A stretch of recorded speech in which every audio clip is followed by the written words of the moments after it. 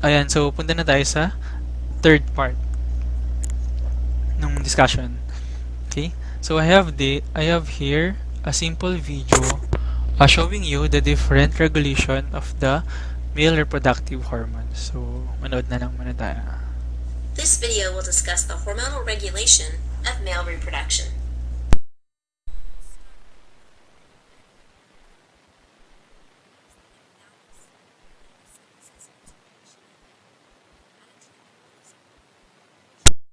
RH. Once secreted, gonadotropin-releasing hormone will bind to receptors on the anterior pituitary, causing the endocrine cells to synthesize and secrete both FSH and LH. FSH stands for follicle stimulating hormone, and LH, remember, is luteinizing hormone.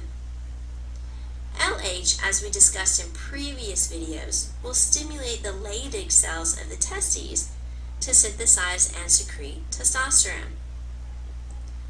Testosterone will then enter the plasma and cause target cell responses. Let's review those responses. Testosterone will target skeletal muscle, causing protein synthesis. Testosterone will target the brain to increase sex drive. It will also target the Sertoli cells to stimulate spermatogenesis. Testosterone will promote the development of secondary sex characteristics and the maintenance of those characteristics. Here are a couple of other responses that we have not yet talked about. Testosterone will stimulate growth hormone, GH, secretion, which will stimulate bone growth during adolescence. And finally, testosterone will stimulate the Wolffian ducts to promote development of male reproductive structures during embryonic life. Now let's turn our attention to FSH. Like LH, FSH will bind to receptors on the Sertoli cells to stimulate spermatogenesis, as well as the synthesis and secretion of a protein hormone called inhibin. Since we are talking about inhibin, this is a good time to talk about how to shut down the system. You are already familiar with negative feedback using testosterone. Remember, testosterone will bind to receptors on the hypothalamus and the anterior pituitary. This will shut off the synthesis and secretion of gonadotropin-releasing hormone and luteinizing hormone. Inhibin will bind to the anterior pituitary and shut off the synthesis and secretion of FSH. To sum it all up, negative feedback shuts off the synthesis and secretion of gonadotropin-releasing hormone, luteinizing hormone, and follicle-stimulating hormone, which will all lead to the decrease in the synthesis and secretion of testosterone.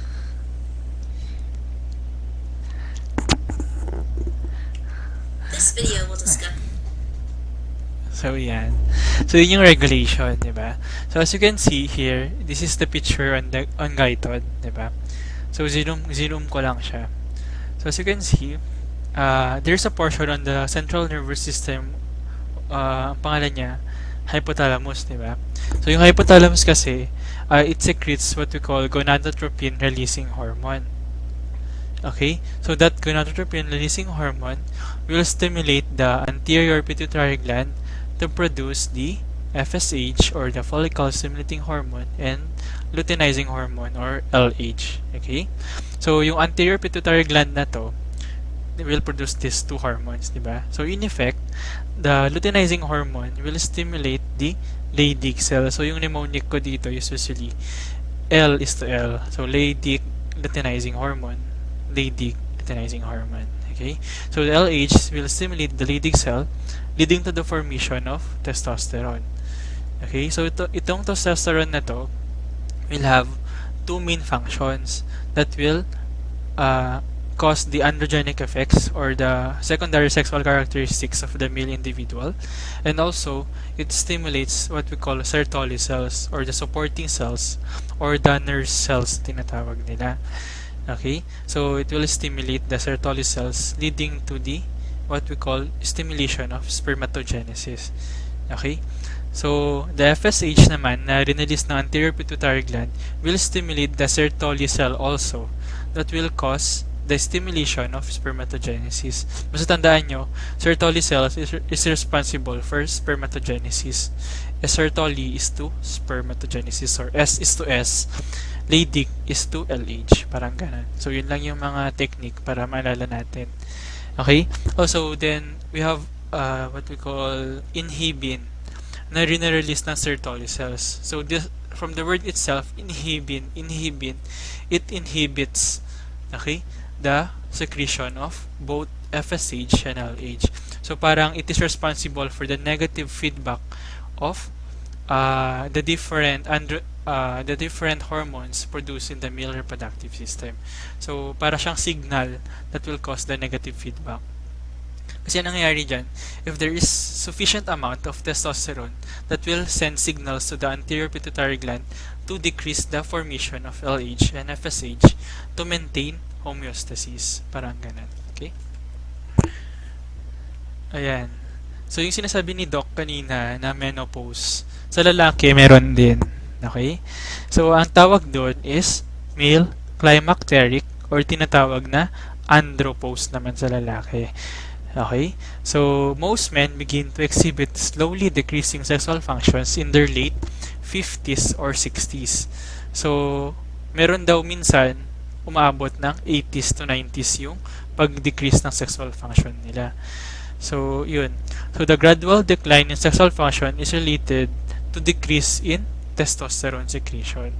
So, the decrease in male sexual function is called male climacteric or andropause na tinatawag natin.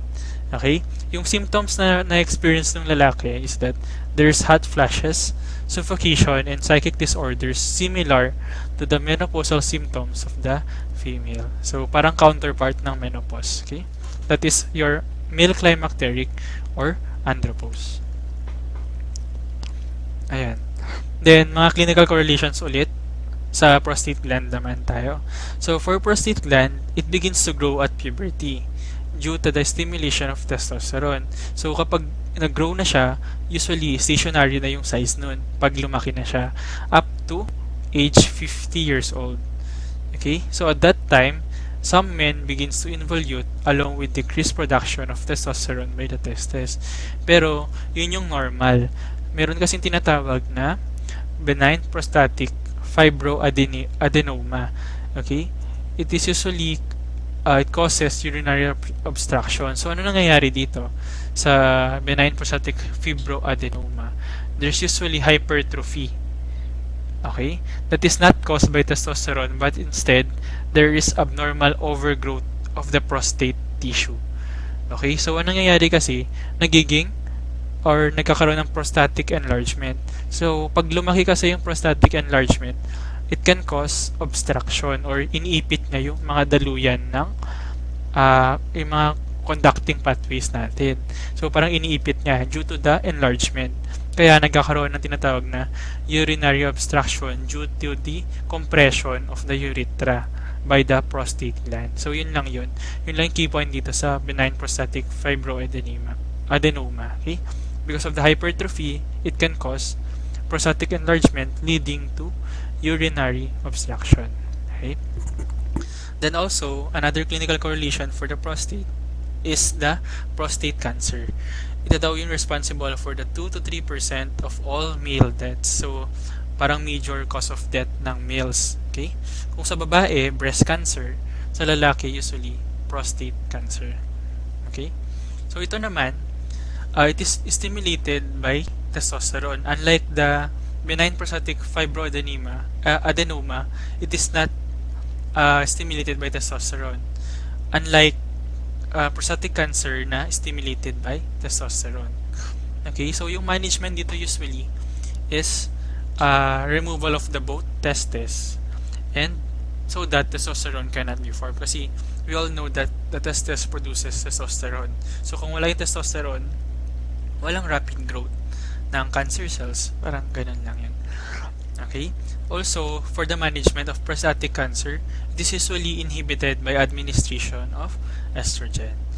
So, sabi rin nila na yung administration of estrogen diminishes the severe bone pain kapag yung cancer cells from the prostate metastasize to the bones. Ganon, for example. Kaya, ginagamit ng estrogen to decrease that severe bone pain through the because of that metastasis. Okay? Ayan. Ito yung benign prostatic hyperplasia na tinatawag natin. Okay, so, anong nangyayari kasi, there's what we call prostatic enlargement. So, yung enlargement na yun causes compression ng prostatic urethra, causing now what we call urinary obstruction. Yung pathognomonic sign kasi nito is usually there's dribbling urine. Yung sabi nila, there's usually dribbling urine. So, yung parang pa-stop yung pag-ihi niya. Ganun. Yun yung usually sign na possible na may benign prostatic hyperplasia yung male individual. Yun, mga nice to know lang. Ayan. So, let's proceed to the what we call hypogonadism. Okay? From the word itself, hypo, decrease in function. So, decrease function of the gonads. Kaya siya tinawag na hypogonadism. So, anong nangyayari dito? The male fetus have non-functional testes. Yun nga, because of the hypogonadism. Kaya yun nga yung sinasabi ko kanina. So, instead, ang nangyayari is that there is female organ formation instead of male sexual characteristics to develop. So, parang sinabi ko rin kanina to, na diba by default, kapag walang testosterone, there will be a female organ development. So, kung may testosterone, may male organ development. So, parang yun yung effect nito. Since walang functional na testes, yung male fetus, nagiging babae yung characteristic niya. Okay? So, yun yun. Also, there's what we call eunuchism. Ito. Eunuchism.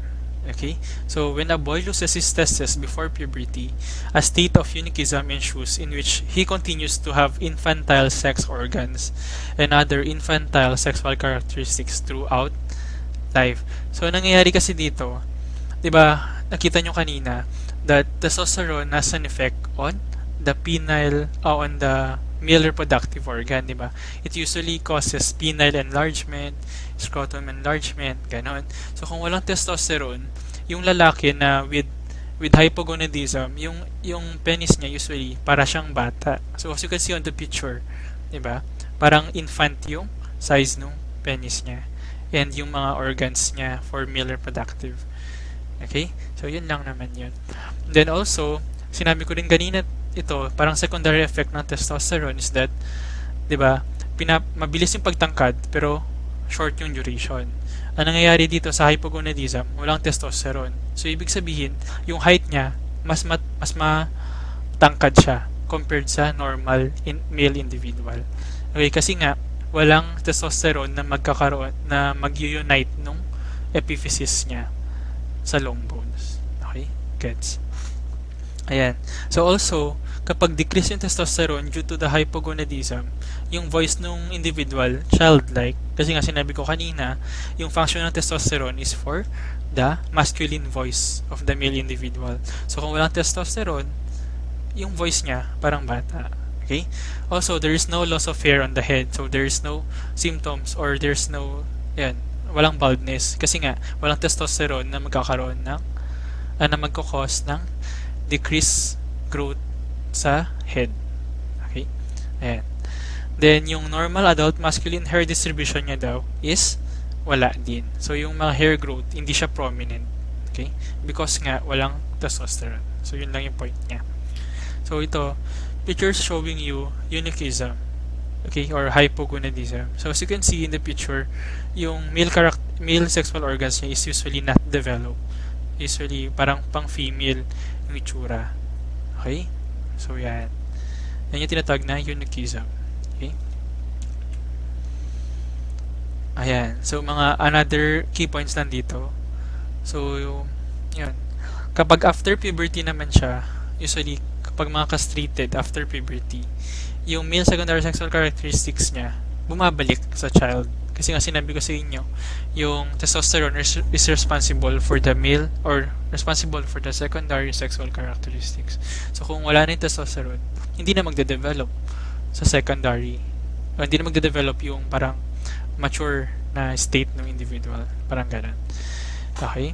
Then also, mga secondary effects niya, there is loss of masculine hair production, there is loss of thick masculine bones, there is also loss of musculature of the virile male. Ibig sabihin, wala na yung anabolic function ng testosterone. Kaya weak na yung bones niya, wala na rin siya, hindi na prominent yung muscles niya, parang ganun. Okay? Take note lang din that sexual desires are decreased but not lost, provided that sexual activities have been practiced previously. So, erection can still occur as before, but rare daw na magkaroon ng ejaculation. Okay? Bakit? Kasi nga, yung semen-forming organs niya nagde-degenerate, di ba? The semen-forming organs are responsible for the production of the semen. So, kung walang testosterone, walang stimulation itong organs na to. So, kung walang stimulation, magde-degenerate, leading to decreased sperm production or decreased semen production, leading to, yun, wala nang ejaculation. Okay? Yan. There's also loss of testosterone-driven psychic desire. Also, parang another type nitong hypogonadism kasi is what we call adipocogenital syndrome, Froelich syndrome, or hypothalamic syndrome. So, nangyayari dito, yung patient may problem sa production ng gonadotropin releasing hormone. So, there is abnormality in the hypothalamus leading to decreased production of GnRH. Also, in this state, there's also abnormality on the feeding center. So, as you recall on the previous, diba, yung discussion dun sa nutrition, that yung LFVS, diba, the lateral nuclei of the hypothalamus is responsible for the feeding center, while the ventromedial nucleus of the hypothalamus is responsible for the satiety center. So, as you can see, in this state, na yung GnRH, ay decreased GnRH, along with abnormality dun sa lateral nuclei ng hypothalamus, yung patient natin usually manifests overeating because of the abnormality dun sa feeding center. At the same time, meron din siyang state ng what we call eunuchism or hypogonadism state. So, anong nangyayari dito? Yung patient symptoms niya is usually, yung organs niya is small. So, parang infant-like yung penis niya. So, yung male sexual organs niya is parang infant state. And also, mataba yung patient. Okay? So, yan. So, yun yung tinatawag na adipocogenital syndrome. Basta take note nyo lang dito, may abnormality sa hypothalamus leading to decreased GnRH and also to the lateral nuclei leading to overeating. Okay? Ayan. Then, after nung hypogonadism naman, hyper naman tayo. Okay? So, ngayon, may tinatawag tayong interstitial Leydig cell tumors that is responsible for the production of testosterone 100 times the normal. Okay? So, kapag marami naman, ito, kabaliktaran lang ng hypogonadism. That is your increased function of the gonads, di ba? So, ang nangyayari, there's increased levels of testosterone leading to rapid growth of musculature and bones. And also, there is excessive development of the male sexual organs, skeletal muscles, and other male sexual characteristics. So, kabaliktaran naman ng hypogonadism. Ganun. So, as you can see, dun pala sa histology niya, as you can see, itong mga may pink cytoplasm na to, yung parang light pink, yan yung mga cell tumors. Kasi ito yung histology or pathologic slide ng may testicular mass. So, yung usually yung mga Leydig cells, kasi ang normal kasi, konti lang dapat yan. Ang nangyayari kapag may left testicular mass or may cancer dyan, dumadami yung mga interstitial cells, yung mga yan, yung mga light pink, yan, mga yan. Okay, parang ito. Ayan. So, ito yung may tumor. Yan. Okay? Ito yung seminiferous tubules mo, tapos yung tumor ito. Itong malaking to. So, nagpo-proliferate yung mga Leydig cells. Okay? Yan. Then, meron din tayong unique na disease, what we call teratoma. Okay? So, yung teratoma kasi, anong nangyayari dito? There's a tumor on the germinal epithelium. As we all know that germinal epithelium can differentiate into almost any type of cell. For example, this tumor can contain multiple tissues such as placental tissue, hair, teeth, bone, skin, and so forth. Okay? So, anong nangyayari dito? Para siyang tumor growth, pero yung content niya is usually may mga parang naghalo-halo na type of cell. So, yun. Meron din minsan sinasabi nila that teratoma can secrete few hormones. Pero kapag puro placental tissue yan, diba, we all know that placental tissue produces HCG, diba? So, ang nangyayari kapag maraming placental tissue na na-form, pwede mong matest na mataas yung HCG level nung male individual. Parang ganon. Due to the testicular tumor, particularly the teratoma. Okay? Then also, yung placental tissue na yun can produce also estrogen, leading to what we call gynecomastia, or the overgrowth of the breast on a male individual. Okay? So, yun. So, ito yung mga pictures ng testicular cancer. Okay? As you can see, there's usually different types of cell. May mga ngipin, may mga buhok.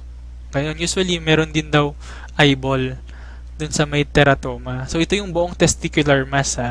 Inside that, may mga different na makikita. May mga buhok, may mga ngipin, ganun. So, yan yung tinatawag nating teratoma. Okay? Yan. Yan. Then, another clinical correlation, erectile dysfunction in the male. Diba? Alam naman natin na erectile dysfunction is also called as impotence or inability of the man to develop or maintain an erection. Kaya nga siya erectile dysfunction, hindi nag-erect yung male penis. Okay? Usually, diba sinabi ko kanina, point is to parasympathetic or penile erection is responsible for parasympathetic stimulus, diba? So ngayon, kapag may trauma dun sa parasympathetic nerves naman, hindi na magkakaroon ng erection. So, yun lang yung key point dito. Kasi may mga different factors tayo. For example, kapag may prostate surgery or nag-undergo yung patient ng prostate surgery, pwedeng matrauma yung mga parasympathetic nerves. Okay? Also, pag may mga deficient testosterone or mga drugs, for example, nicotine, alcohol, antidepressants can also contribute to erectile dysfunction. Okay? In men older than 40 years old, erectile dysfunction is most often caused by underlying vascular disease. So as discussed previously, adequate blood flow and nitric oxide formation are essential for penile erection. Kasi nga, yung nitric oxide na to, nagba-vasodilate. Kung nag-vasodilate, may increased blood supply. Increased blood supply sa penis can cause penile erection. Diba? So kung ang nangyayari usually kapag yung mga patients older than 40 years old, wala na siyang adequate nitric oxide levels. Kaya nga, hindi na siya nag-erect or hindi na nag-vasodilate yung blood vessel, leading now to erectile dysfunction. Okay? Ayan. Ano yung mga example ng vascular disease na yun? For example, mga uncontrolled hypertension, diabetes, atherosclerosis, ganun. Okay? It reduces the ability of the body's blood vessels, including those in the penis, to dilate. Part of this impaired vasodilation is due to the decreased release of nitric oxide. So as you can see, meron tayong tinatawag na PDE5 inhibitors or phosphodiesterase 5 inhibitors such as sildenafil, Viagra, vardenafil, Levitra, tadalafil, or Cialis. Diba? These are examples of PDE5 inhibitors. Ano ba nangyayari kasi? So, it inhibits the degradation of the cyclic GMP. So, yung PDE5 inhibitors, it enhances and prolong the effect of CGMP to cause erection. Ang nangyayari kasi, kailangan natin ng CGMP para magkaroon ng erection. So, ang ginagawa ng what we call phosphodiesterase 5 ini-inhibit niya yung CGMP. So kapag walang CGMP, walang erection. Kaya nagbibigay tayo ng what we call PDE5 inhibitors like sildenafil, Viagra, Vernanafil, Levitra, Tadalafil, Cialis para ma-remove yung PDE5. Okay? Kapag wala ng PDE5, tataas na yung level ng CGMP. Pag mataas na yung CGMP, may erection na. Parang ganun. Okay? Ayan. So, dito na tayo sa last part ng discussion about the pineal gland. Pineal gland. So, konti na lang. So, sabi nila, pineal gland has myriad of function. For example, it enhances sex, staving off infection, it promotes sleep, it enhances mood, and increases longevity as much as 20 to 25%. So, as you can see, the pineal gland is located posterior to the hypothalamus, diba? Sa neuroanatomy. Yan, sabi nila, the pineal gland does indeed play a regulatory role in sexual and reproductive function. Diba? Alam nyo naman yung mga tinatawag nating seasonal animals, diba? They depend on the amount of light para mag-breed. Okay?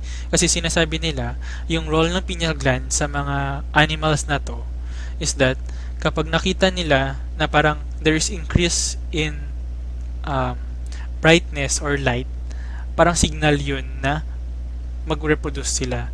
Kasi during that time, for example, mga summer, mga early summer or springtime, mataas kasi yung survival rate nila.